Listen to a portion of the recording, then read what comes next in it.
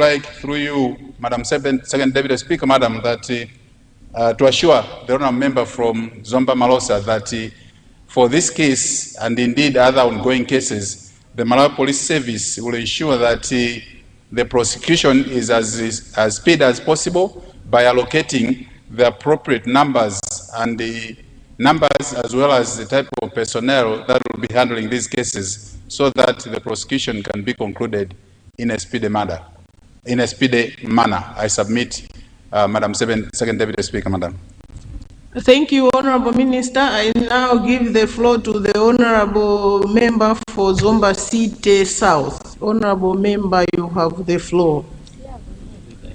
Leader of the House.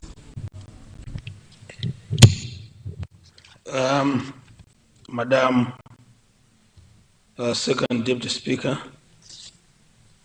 I would like to ask that we curtail this debate in order for us to move to another ministerial statement by the Minister of Education, Science and Technology on the status of fees in public universities.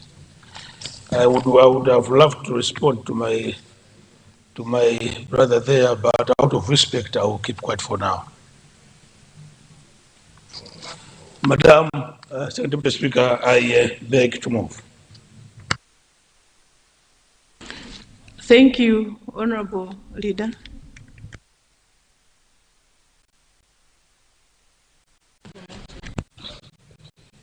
Government Business Ministerial Statement 3A2. The Honorable Minister of Education, Science and Technology to present a statement on the status of fees in public universities.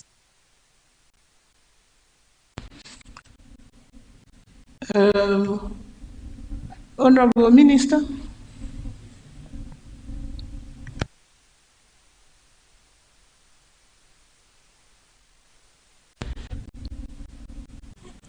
Honorable Minister responsible for education, you have the floor to present your statement. Thank you.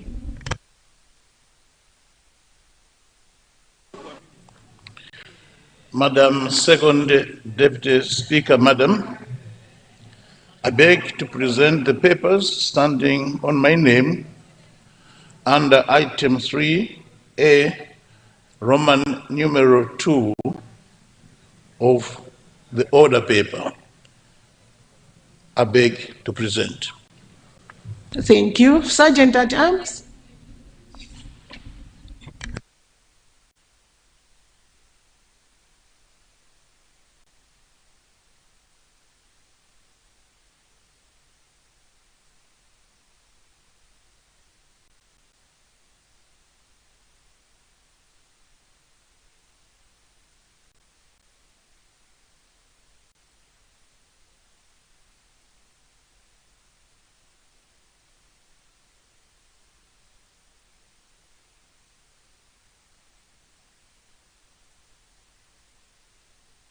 Honorable Minister, you have the floor.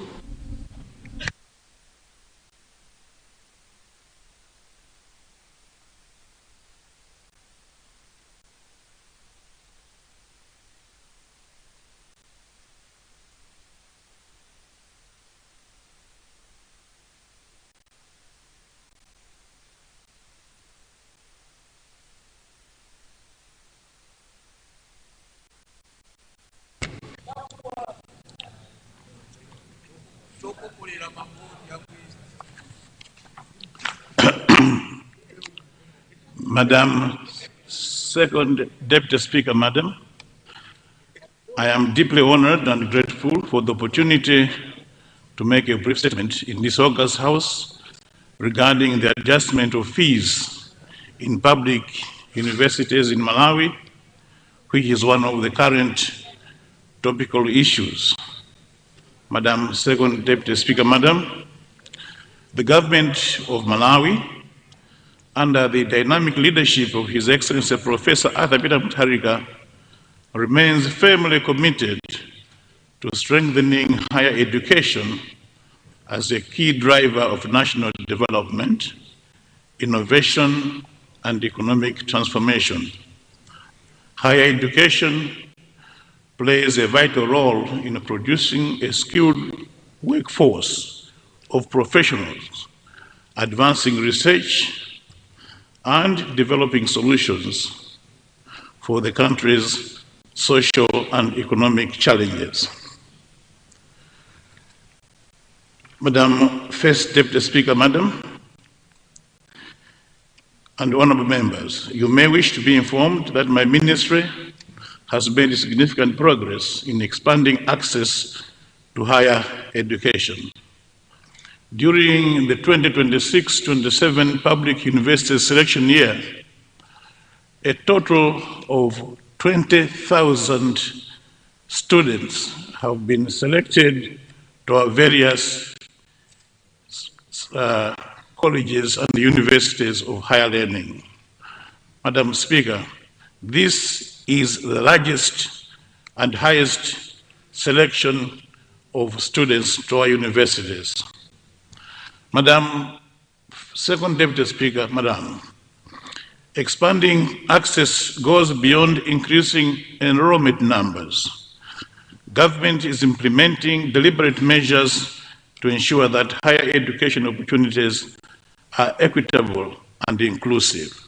These measures include expanding open distance learning programs to reach students who cannot access conventional campus education, investing in new lecture theaters, laboratories, libraries, hostels, and digital learning infrastructure, increasing student financing through loans and scholarships for deserving students from disadvantaged backgrounds, promoting gender equality and inclusion of students with disabilities through affirmative support programs, and strengthening quality assurance to ensure that expansion is accompanied by higher academic standards.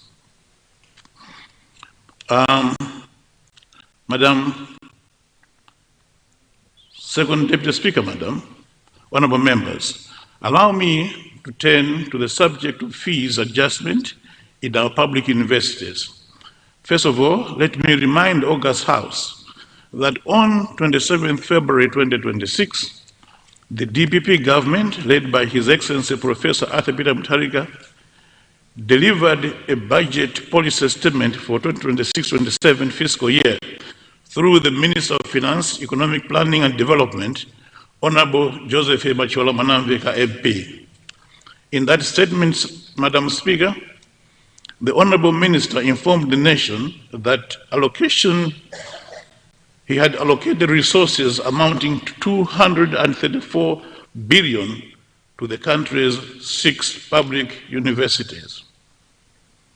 And the Honorable Minister indicated that that amount of money was to be distributed to operations, development projects, and repayment of loans. Madam Second Deputy Speaker, Madam, the Honorable Minister did not stop there. He proceeded to state that government's intention is that public universities should not predominantly rely on government subvention, and that after thorough consultations with various stakeholders, it was determined that students with capacity to pay would be required to pay cost-effective fees, so that student loans should only be provided to those who cannot afford. This is the bedrock of the statement that I want to deliver this morning, Madam First Deputy Speaker. Madam First Deputy Speaker, honorable members. The Ministry of Education, Science and Technology received a request from the public universities which outlined the challenges that universities were experiencing in training students due to limited available funding. The challenges cited included the persistent funding gap in public universities, estimated at 40 to 60% of the actual cost of training the students. This has continued to exert pressure on teaching and learning resources, laboratory and ICT facilities, infrastructure maintenance, student welfare services, research activities, and the overall quality of academic delivery on the past few years. The universities made 3 proposals. The first one was full economic cost recovery fees, which would range from 3 million to 17 million per year in the universities. The second option was a 60% cost recovery fees as a compromise model. The tuition fees then would range from 1,800,000 to 10,500,000 per year across the 6 public universities. And the third and last option was a 100% increase on current fees, which was the intermediate model, with fees pegged at 1,300,000 kwacha in all the 5 public universities and 2 million per year for Kamuzu University of Health Sciences.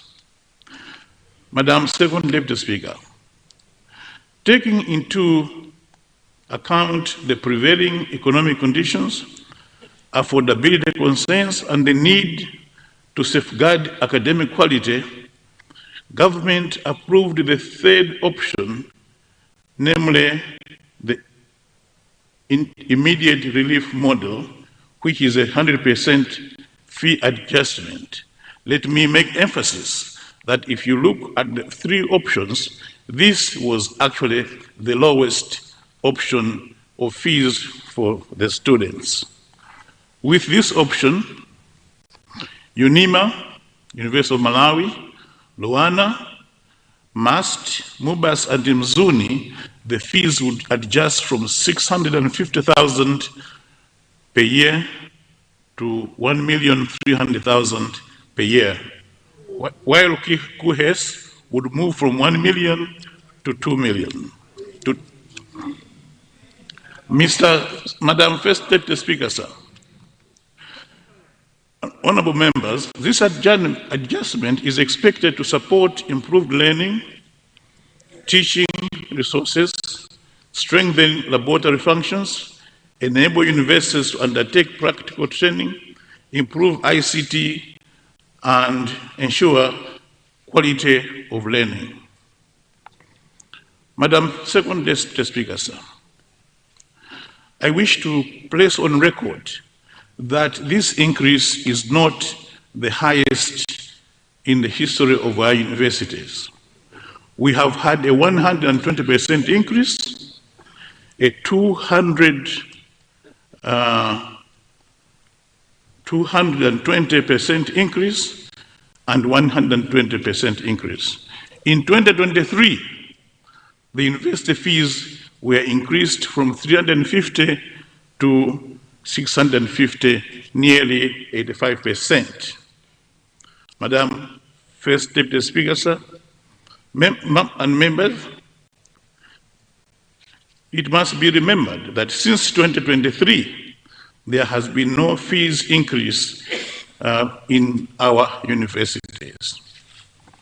Madam First Deputy Speaker, support to our needy students. My ministry would like to assure the public that needy students who are likely to be affected by the fee increase will not be disadvantaged by the fee increase.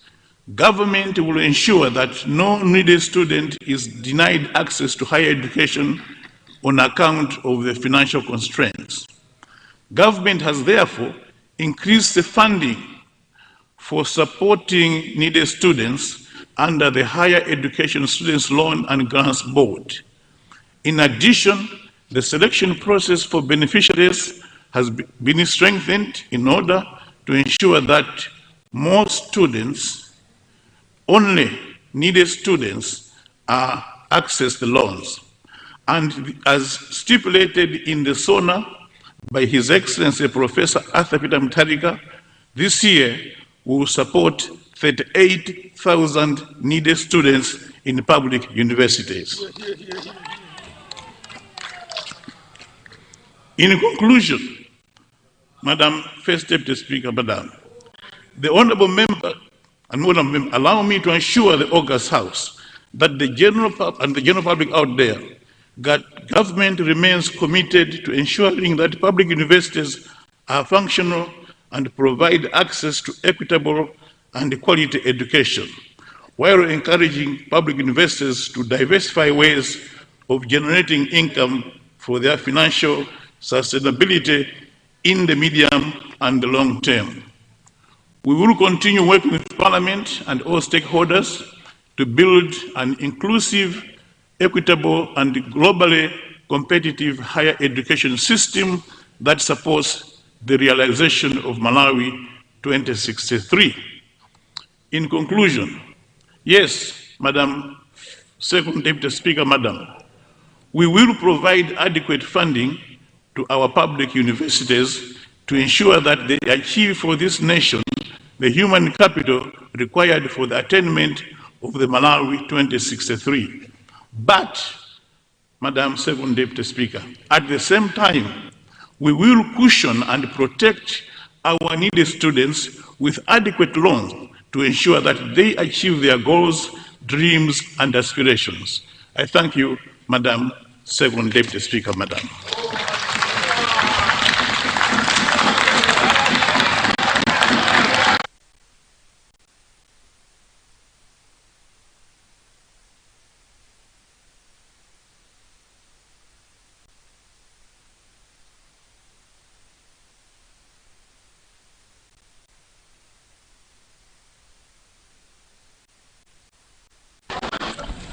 Thank you so much, Honorable Minister responsible for education. I now recognize the Honorable Whip for MCP for questions.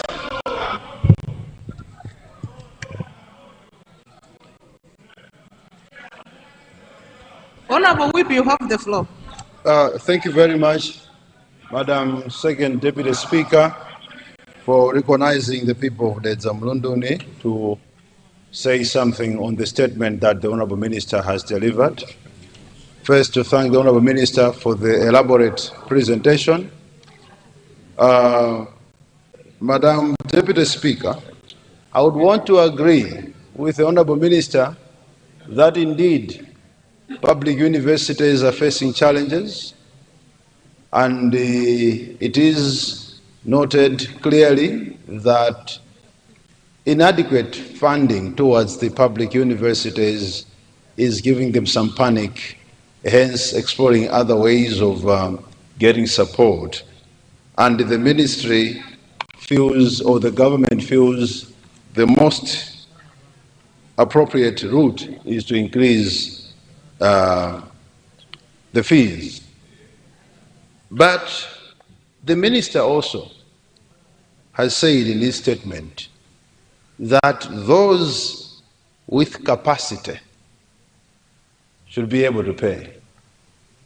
But my question is, would the Honorable Minister describe capacity when anyone is said to be well capacitated to pay? It means this person has a salary. From that salary, he can pay all the other needs that they have in the house, and from the remaining, they can have the capacity to pay fees. Someone is a farmer.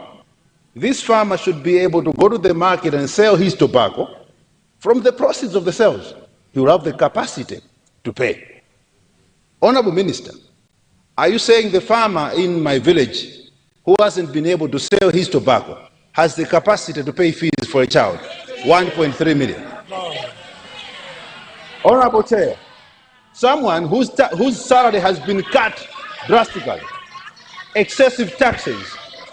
The Honorable Minister wants to tell this nation that such a person has the capacity to pay 1.3 million kwacha for Elena in the university from 650,000. Thank you. Madam Chairperson, people don't have that capacity in this country. It needs government intervention because everyone is now needy. Under the current economic pangs, every family is a needy family. And we need government intervention, not this kind of statements that are coming here assuring the nation when there is really no hope at all for the Malawians. And Thank you, someone is Honorable here Whip. clapping hands. You have We can't asked be your clapping question. hands for this. Thank Thank you. you very much.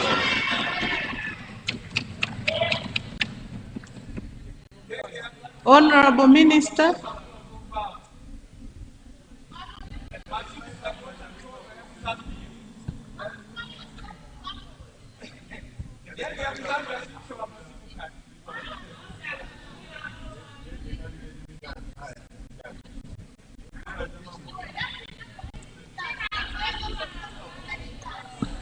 Honorable Minister, if you can press your mic, please.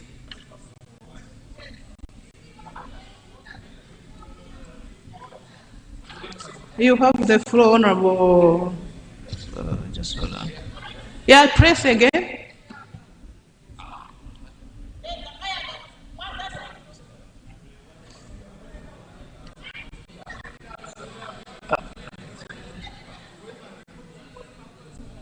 Honorable Speaker, I think you've switched on mine. I'm not yet a minister.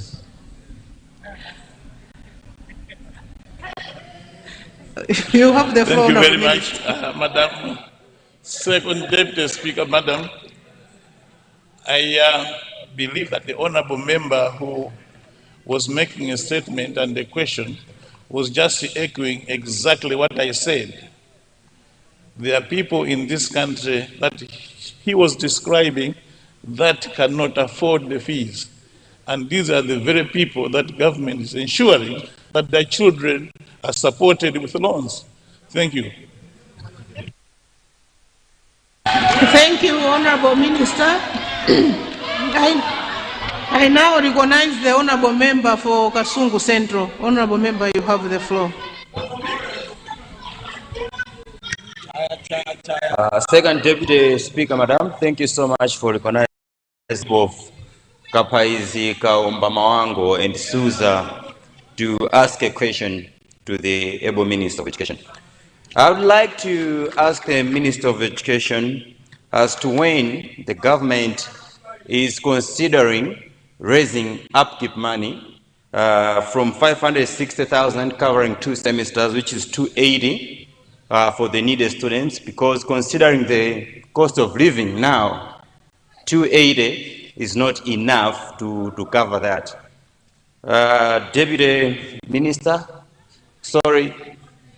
Deputy Speaker, I would also like to ask the Minister of Education as to when, as a country, will start giving consideration to students in health sciences that are studying to be clinicians and are excluded in the loans board. The file is sitting in the Ministry of Justice, waiting for approval that these students could be considered. The context of their exclusion is that they are doing advanced diploma, but the whole House can agree with me that in all the health centers from Mlanje to Kalonga, the clinicians come from these schools, but they are not given any opportunity to be supported. When is the ministry going to follow up with the Ministry of Justice and make sure that these students are considered? Thank you so much. I submit. Thank you so much, Honorable Member. Honorable Minister.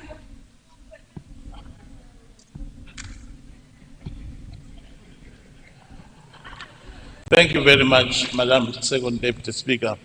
I would like to thank the honorable member for his very pertinent questions. I fully agree that with the cost of living rising, there is need to review the upkeep allowance. And I think the ministry, together with the Minister of Finance and the student bodies, will soon be meeting in order to consider reviewing the upkeep allowance. It is our desire to ensure that students live a healthy life, are able to acquire adequate nutrition while they are in college. and therefore they must be provided with sufficient appropriate allowance for them to thrive in the universities. So I wish to thank you for that question.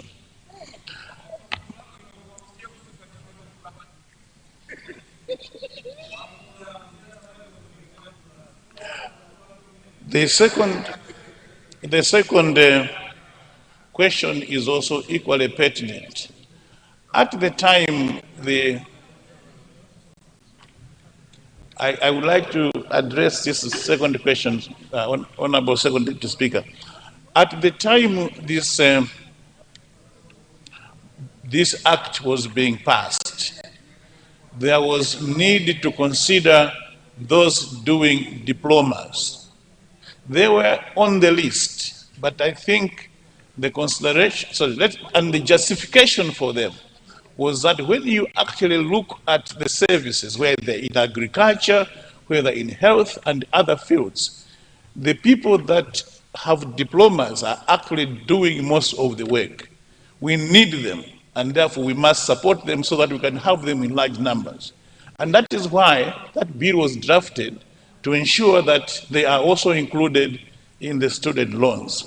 And I'm sure that as soon as that bill is passed, so is finalized, it will come before this House, and I am hopeful that this House will support that bill because it is important. I thank you, Madam Second Deputy Speaker. Thank you. I disconnected the honorable member for Cholo Tekeran because I wanted space for the honorable minister, so I disconnected you. Would you like to ask your question or?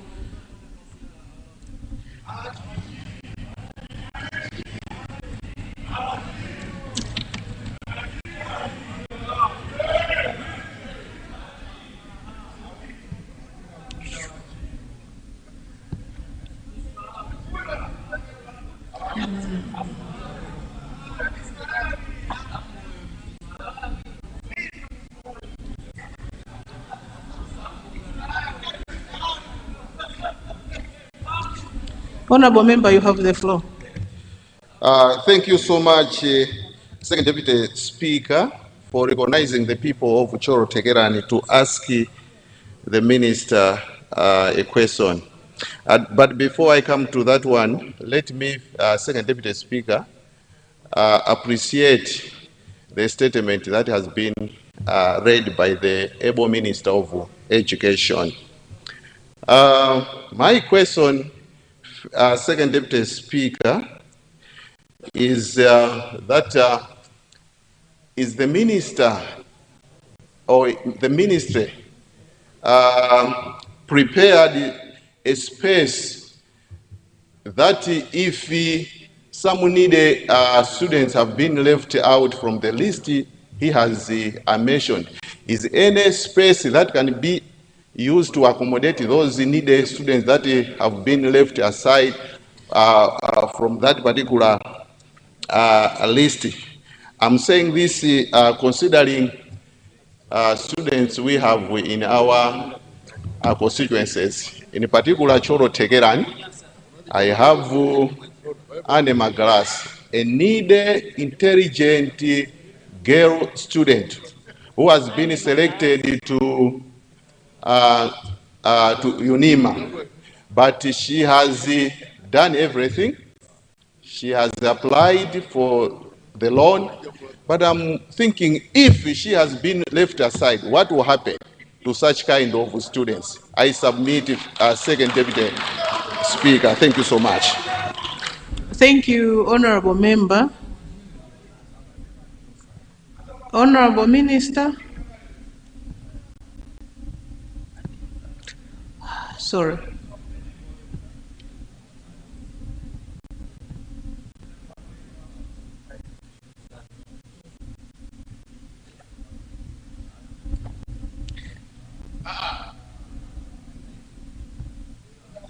Yeah, you can press now, Honorable Minister.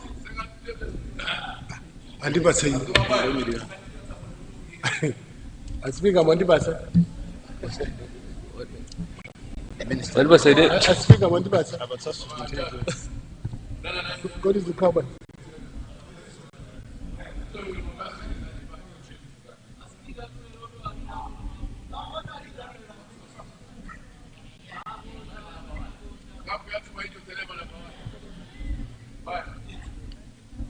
Yeah, Honorable Minister, you can.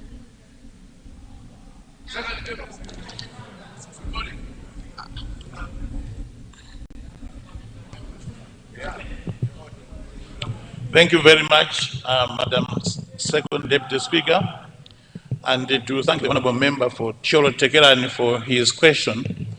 At this point in time, it is a hypothetical question, I suspect, because from the report, there is no feedback yet on the application by this young lady for a loan. That's what I have heard. That is the report. She has applied, she hasn't gotten a response yet. He is worried that she might be left behind. Those of you who are listening, that is the position. And my response is that in all likelihood, because she is that needy, this girl will be assisted. The criteria is extreme need. So if she is that needy, she will be assisted. And should she not be assisted, Honorable Member, you can come and challenge me and she will be assisted.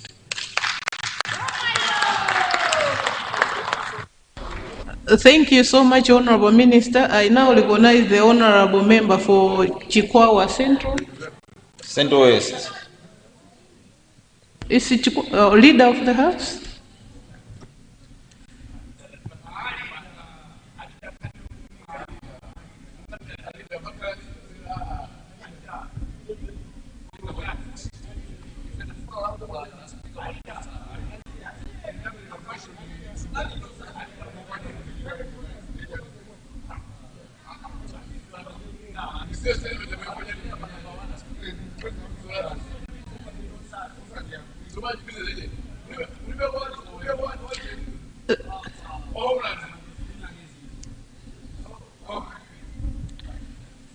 I thought you were standing Honorable Leader of the House. Ah, okay. Then, Honorable Member for Chikwawa Central, press your gadget.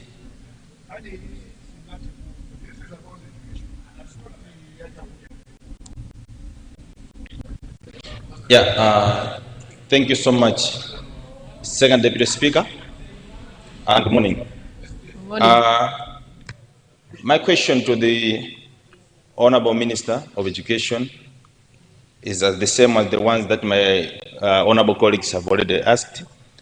But my main question is the Honorable Minister or the Ministry willing to increase the number of beneficiaries on the loans board so that maybe each and every student can have a chance to get a loan when enrolled at the public universities? That was my question. And finally, my lady speaker, I want to say this, that what the government of Professor Peter Mutharika has done is very commendable. As you may aware, Mr. First Deputy, Second Deputy Speaker, the learning government is a very serious business, and we don't learn government on assumptions. Government is learned on facts. That's why the government of Professor Peter Mutharika is doing everything possible, light and direct. That's why even when increasing these amounts of fees, they provided with the loans board that they are going to fund the loans board so that every candidate, every student is supplied. Thank you so much. Thank you so much. Thank you. Honorable Minister, you take that question together with the question from Honorable Member for Salima Central West. Is it Salima Central West? You have the floor. Yeah, thank you so much, Madam Second Deputy Speaker, and good morning. Building on Cholo Tekeran and the response from the Honorable Minister that he had loosely indicated that it was hypothetical, then I want to take him to what might not be hypothetical. Let's look at the budget. The budget, Madam Second Deputy Speaker, which is running now, made a proviso of 38,000 students as a provision. And with this, it means that the revisions are going to be immediate. And if this revision is immediate, which we projected at 600,000 per student at estimation that time, it means that those that would benefit from these loans is going also to be halved from 38 to 19. Is it what this government wants to do? And is happy with that? That those that are in the waiting, that we are projected to, that we are projected to benefit as in 38,000, if it is upward, it means even the beneficiaries, because the media budget review is far from now, where you can take money legally. It means even the loans board will have to accommodate what has been put to 19. Can we have that assurance that where that money would be coming from, so that at least it catches up with 38,000 students that we thought would benefit from this? Thank you so much. First, Secretary. Honorable Minister. Thank you very much, Madam Second Deputy Speaker. The figure of 38,000 is, to my recollection, the largest number of beneficiaries ever afforded loans in Malawi. So when the honorable member from Cholo is asking for an increase, the 38,000 is the increase. What has happened in view of the negotiations is that the amount that was allocated to the 38,000 at 650 has been adjusted upwards in consultation with the Minister of Finance. As you know, this money does not get paid at once. It will be paid over a period of time, and therefore by the time we get the budget review, the Minister of Finance will do the needful to ensure that this House can support the 38,000 needy students whose fees are at 1,300,000. So that is the increase in terms of numbers and in terms of the budget. Thank you very much, Mr. Speaker. Leader of the House. I beg to move that debate or question time be curtailed on this matter in order for us to move to now questions for oral replies. I beg to move. Honorable members, there is a motion on the floor. The motion is that we waive our relevant standing orders in order to allow the House to tackle questions to ministers for all replies. Those of that opinion say aye. Those of the contrary say no. The ayes have it, and the motion is carried. General business, item 2B, questions to ministers for oral replies.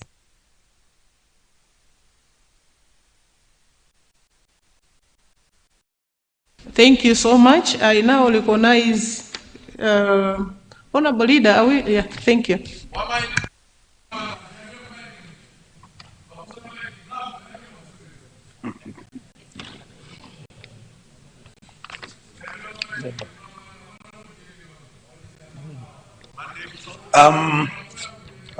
Madam Second Deputy Speaker, we will start with questions under the Ministry of Labour, Skills and Innovation.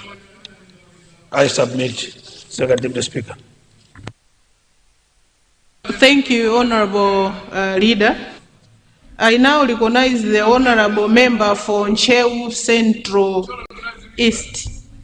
Honorable Member, you have the floor.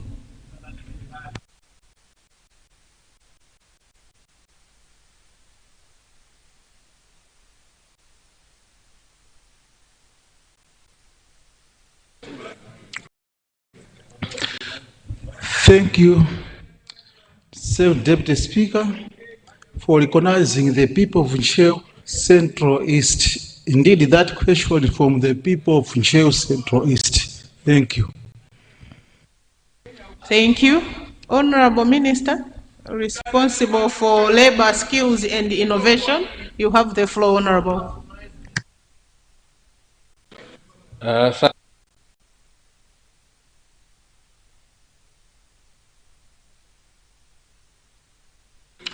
for giving the people of Salima Central East the opportunity to respond to question. Second Deputy Speaker, Madam, I want to thank the Honorable Member for Ncheu Central East, Honorable Chirikuntima, for the question. Second Deputy Speaker, Madam, the TPP-led government is very much committed in the long term to establish a community technical college in each and every constituency across the country. It is therefore the responsibility of my ministry to ensure that direction is delivered Second Deputy Speaker, Madam, with the informed constituency development funding, which aims at strengthening the transparency, accountability, and effective finance of local development projects, issues of community technical colleges will be part of the local development projects. Honorable members may therefore wish to be note that the management of the community technical college will be handed over to the local authorities to enhance oversight and efficiency. The law of my ministry is therefore to restrict to the policy direction, enforcement of standards, including inspection, curriculum, development of TVET, education, among other responsibilities. In a view of this, honorable members are encouraged to present their request to their respective councils, which will inform my ministry to conduct an assessment on the suitability of the site and provide necessary recommendations. Once this process is done, the location is deemed suitable, appropriate resources can be allocated from the Constituency Development Fund, and the ministry will provide standard specification to all district councils for the construction of community technical colleges. Madam Deputy Speaker, I wish to inform the honorable member of Ncheu Central East that the government has a college at Ntonda. Ntonda, known as Ntonda Community Technical College. I therefore encourage young people around this area to utilize these facilities. I thank you. Thank you, Honorable Minister. I now give the floor to the Honorable Member for Njinji Northeast. Honorable Member, you have the floor. Thank you very much. Second Deputy Speaker, Madam. My question goes to my brother there, Minister of Labor. We've been discussing this issue, and I know he knows.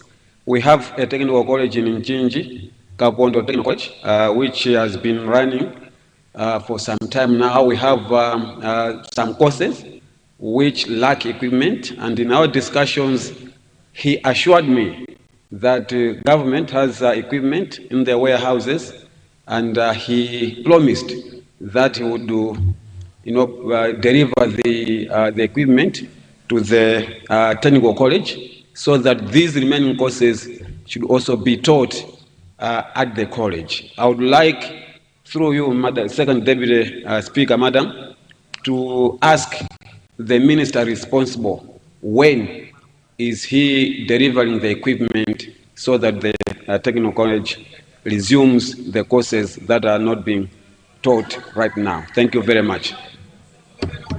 Thank you, Honorable. The Honorable Member for Lilongwe Nsinja, is it a point of order or just because you have been standing and wanting to ask a question? Point of order. Point of order. It's a point of order. Point of order, okay. Second Deputy Speaker, when you look at the questions today, the 150 questions, and looking at the response that the Minister of Labor has given to this national direct table, he said, my ministry is responsible for policy direction. Please go back to the councils and present the constituency development plan. What it means is the 150 questions, only 3 questions are policy questions. The rest, the answers will be, go back to the councils and present the constituency development plan. I wanted to ask through you that in the 150 questions,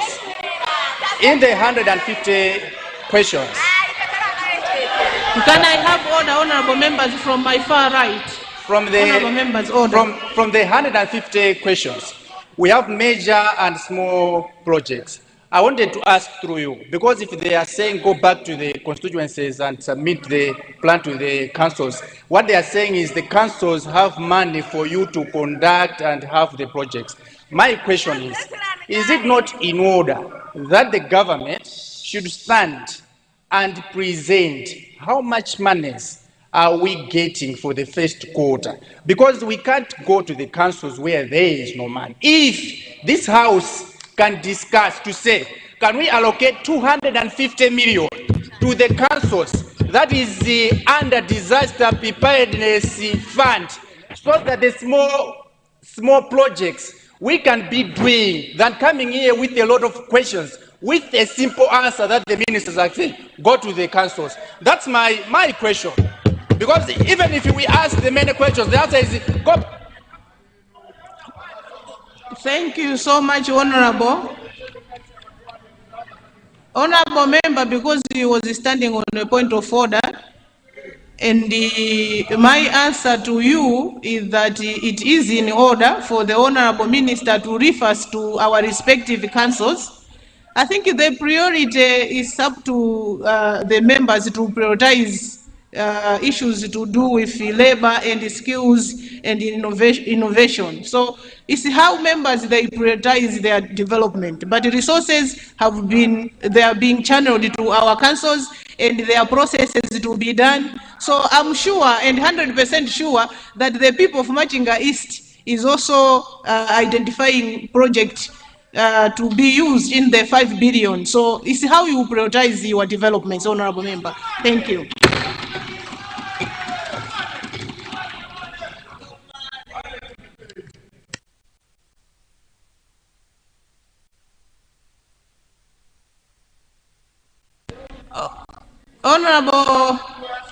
Honourable members, it's now 10:47. I now suspend the House for health break. The House will resume at 11:18. House suspended.